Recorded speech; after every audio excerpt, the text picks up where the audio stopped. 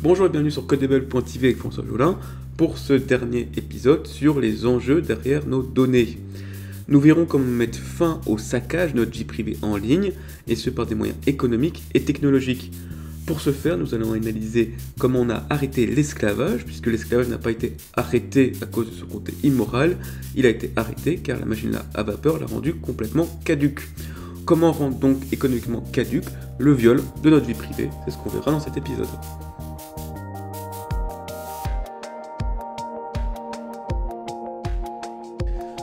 Le viol de notre vie privée, bien qu'immoral, est tout aussi banalisé que l'esclavage au XVIIe siècle.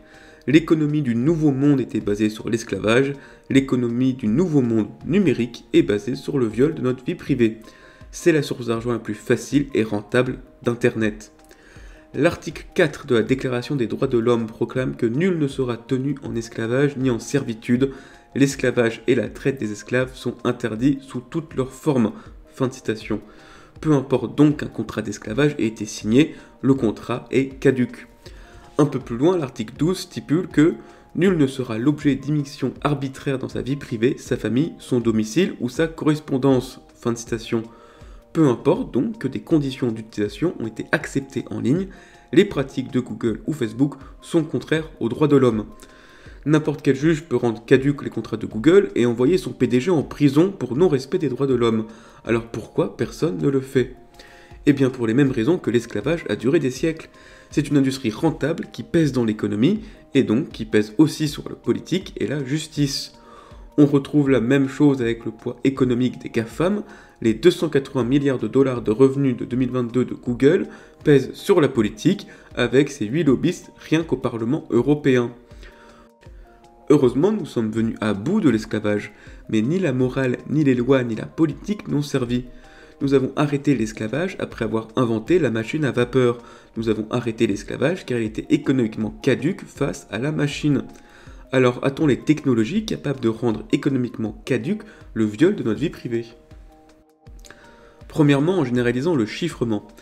Nous naviguons déjà avec le chiffrement grâce à HTTPS. Mais ce chiffrement est entre nous et le serveur en ligne. Nos données finissent en clair dans les serveurs à la merci de l'espionnage et de la revente au plus offrant. Ces dernières années ont vu l'émergence du chiffrement de bout en bout. Ici, les données restent chiffrées sur le serveur en ligne, seul l'utilisateur a accès aux données en clair depuis son téléphone ou son ordinateur. Le chiffrement de bout en bout est la sécurité absolue. L'application Signal l'utilise pour sa messagerie et des entreprises comme Proton ou Apple en ont fait leur marque de fabrique. L'implémentation du chiffrement de bout en bout est propre à chaque produit. Par exemple, l'outil de recherche de Google pourra difficilement passer au chiffrement de bout en bout. Nos requêtes ont besoin d'être analysées en clair par le serveur. Mais son service Drive pourrait parfaitement chiffrer nos fichiers. Pareil pour les objets connectés de santé. Premièrement, il n'y a aucun besoin de rapatrier nos données de santé sur des serveurs. Le produit, la montre connectée, la balance ou autre fonctionnerait avec les données en local. Deuxièmement, ces données sont personnelles, elles peuvent donc être chiffrées de bout en bout sur le serveur. Les affaires de Proton ou d'Apple se portent pour le mieux, le label chiffrement de bout en bout pourrait devenir un avantage commercial premium, justifiant un abonnement. Loin du business model freemium où nous ne payons pas le produit car nous sommes le produit. De plus, les piratages informatiques se succèdent, les utilisateurs sont de plus en plus nombreux à porter plainte pour demander réparation quand leurs données sont dans la nature. Le coût d'un piratage devient tel que des assureurs envisagent de refuser d'assurer. Or, le chiffrement de bout en bout apporte un filet de sécurité, même en cas de piratage, les données restent chiffrées. Les assureurs pourraient à l'avenir demander le chiffrement de bout en bout sur les données critiques. Deuxième point, on pourrait redonner l'argent au site web. Car sur Internet, le goulot d'étranglement économique reste l'acte d'achat.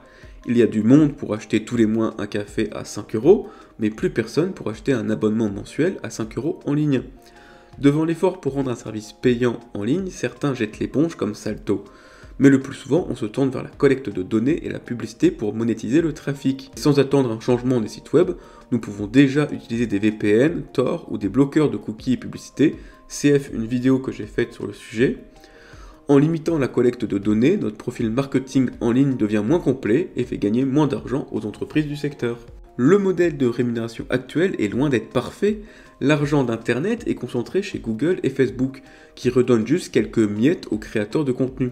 Et si notre navigateur s'occupait de rémunérer nos sites favoris? Avec la blockchain, cette idée devient techniquement faisable. La blockchain permet de facilement transférer de l'argent par Internet, même quelques centimes. Le navigateur Brave lance justement l'expérience. Il dispose de sa crypto-monnaie, le Basic Attention Token, BAT. N'importe quel site peut réclamer de l'argent et l'utilisateur peut en un clic payer un site web, un youtubeur ou un tweet. Le navigateur peut aussi faire des dons mensuels au prorata des visites. En conclusion, l'enjeu est posé. Pour retrouver notre vie privée en ligne, nous ne devons pas attendre une énième loi. Il faut rendre la collecte de données économiquement caduque. Déjà en utilisant des applications chiffrées comme ProtonMail ou Signal, en soutenant ces entreprises pour montrer que le chiffrement de bout en bout est un vrai argument marketing rentable. Nous pouvons aussi faire des class actions dès que nos données sont piratées afin de rendre le stockage en clair de nos données prohibitif pour les assurances. Pour la navigation en ligne, les micro-paiements par blockchain pourraient faire gagner plus d'argent au site web que l'oligarchie actuelle de Google et Facebook. Voilà, merci de m'avoir écouté pour cet épisode de Codable, j'espère vous retrouver très prochainement, à bientôt.